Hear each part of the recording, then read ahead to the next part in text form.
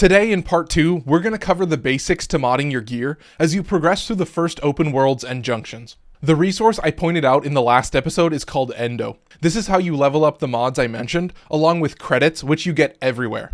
You'll get Endo from mission and bounty rewards, but enemies will also drop it along with some mods, so kill every enemy you see. Like I mentioned in the last episode, when you go to your arsenal with all your gear, you can upgrade it with mods that cost capacity. Your starting capacity is set by your mastery rank, but leveling up gear will unlock more capacity up to 30, which is doubled by an Orokin catalyst or reactor, but those are hard to come by, so don't worry about them just yet. Mods get more expensive as you rank them up by holding down the highlighted button on the mod. With low starting capacity, you can see why I mentioned just ranking up a little. You'll also notice polarity symbols on your slots that match up to the same symbols on the mods. Match the symbols to cut the cost in half. Wrong symbols increase the cost. You can spend an item called Forma to add a polarity and reset the gear level when at max, but don't worry about that early on. The top left Warframe slot is an aura, which will add capacity and buff you and the squad.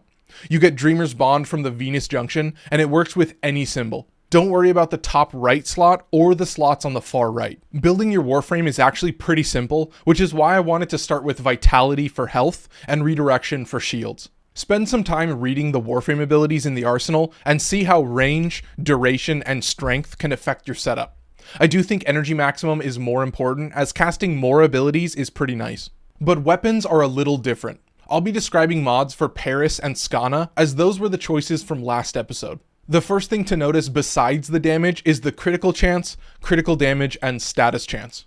Crits are fairly simple, as it's just a % chance to multiply damage by whatever the crit damage is. Now compare the crit on Paris to status chance, which is kind of reversed on these weapons because Skana is fast enough to make good use of status, while Paris is a bow.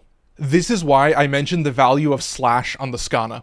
It's not all slash, but is about 5 times more likely to proc a slash status effect than the other damage types. That slash effect bypasses armor, dealing damage over time. Covering all the status effects will be a separate video.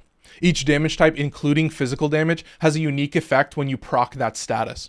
But getting the different elements can be a chore. You can learn about each damage type by hovering over it in the arsenal. You can also hover over the status chance number to see a breakdown of the likelihood of each damage type to proc when you get status. And finally, don't forget about attack speed and fire rate. It's pretty nice to get melee attack speed for free, as that's essentially mandatory, but luckily Paris has a half-second charge time, so it's not the most necessary. Early on though, focus on the mods I mentioned, a few levels in health and shields, plus melee attack speed and your melee and rifle damage to help with super early stuff.